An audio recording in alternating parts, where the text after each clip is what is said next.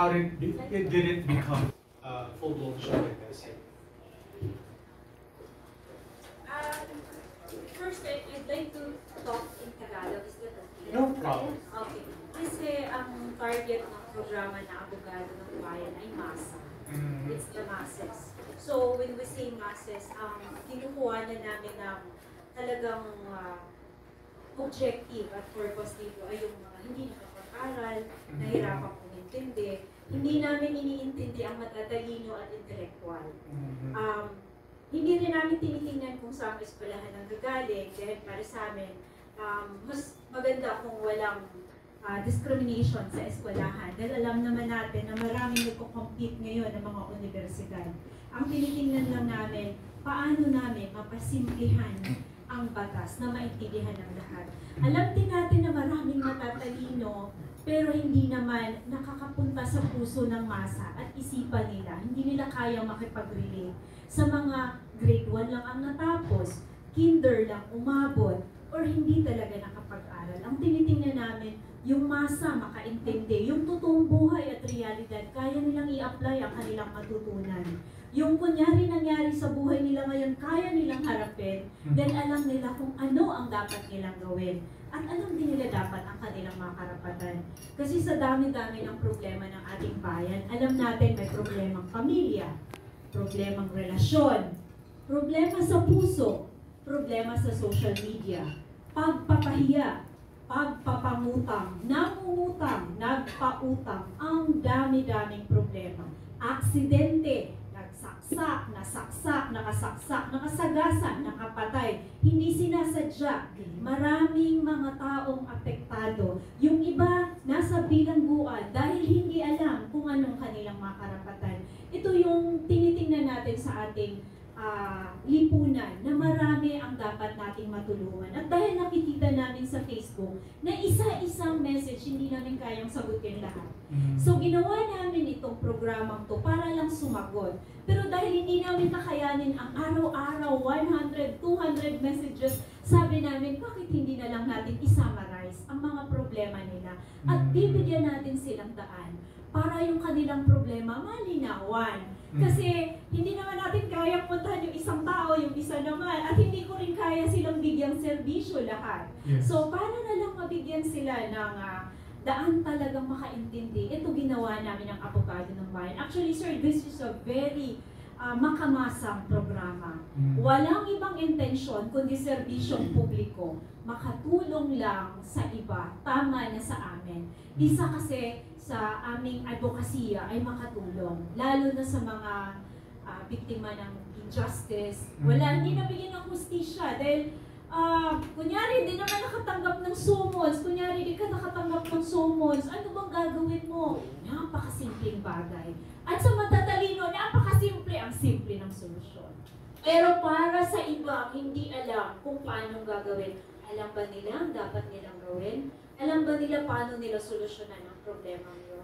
So ito talaga ang programa namin. Tinitingnan namin makamasa. Tsaka hindi namin tinitingnan sa anong naabot mo. Ang tinitingnan namin, anong pinakamababa nating audience? Anong pinakamababa nating matutulungan na kapag nagsalita ka, lahat makaintindi, kahit bata. Kahit na basta marunong nang umintindi, naintindihan. Ganun kasimple, sir, ang aming programa. Ma'am, paano naging parang passion nyo itong ginagawa? Kasi, you know, in the realest times, parang, ano na yan, parang hindi makatotohanan in a way na parang someone would go out of their way to do public service for a fellow Filipino. But what made you have passion to do that? Ako kasi ay former criminology instructor. Marami na rin akong nakikitang mga estudyante ko dati na pulis na rin ngayon. At yung iba ay nasa serbisyo.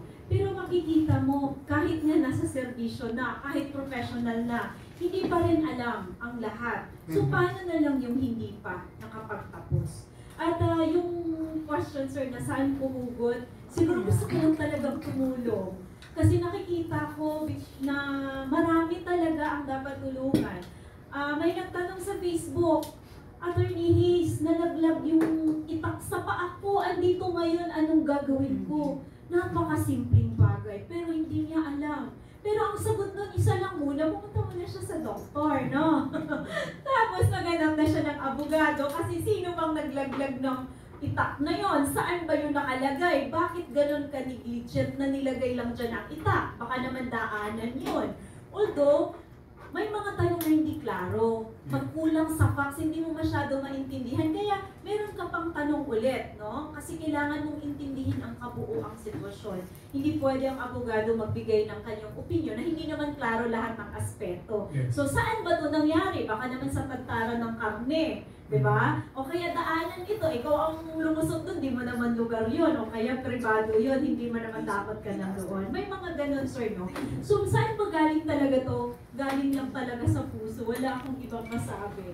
Kasi marami na rin kasi akong natulungan. Pero hindi ako tulad ng iba na tumutulong lang para maging famous. Pero ang objective talaga hindi maging famous eh. Gusto ko nang mag-come out in the open para mas marami ang matulungan.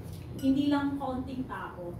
Alright. So, ma'am, aside from that, of course, since mag-delve into television na po yung show ninyo, yung kinakatakutan yung fame might not be like a short few days, magkaroon na kayo ng traction on media. Aren't you afraid of that at all? Hindi naman siguro, sir, kasi isa lang naman ang objective ko, makatulong. Basta maraming matulungan, okay na kahit pumunta pa kami sa bukid para lang magpalinya ng mga tao doon at sumagot ng problema nilang legal. Pwede. Kung saan kami mas epektibo. Kasi sa tingin ko kasi ang pagka-abogado, parang balik ko na lang to sa Diyos.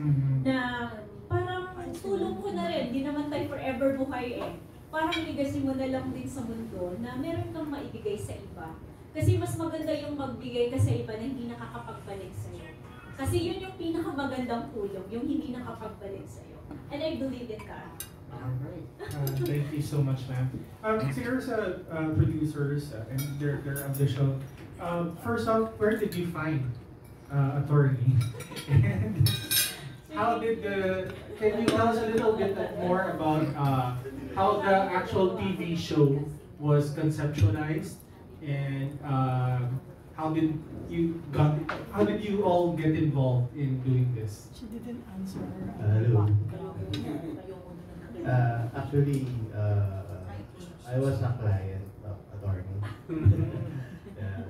So on my business and other transactions. Then nakilala niya na rin naman ako kung ano yung mga ginagawa ko. So when she's on, I did some video productions. Then nagpaplano din pala siya to have yung show, yung broadcast show.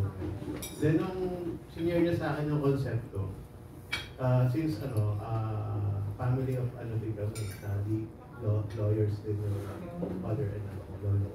So sabi ko maganda nga yung concept. Then senior ko na agad sa team.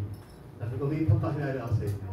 Si attorney. So nag-meet kami somewhere in UP. Then yun, nag-brainstorm kung paano gagawin. So hindi to ganun kabilis din. So we plan kung paano din. Then yun nga, manifesting na naging ito na. So ito na sa Saturday na yung version broadcast. Okay. The show, it has a lot of potential, as you said earlier.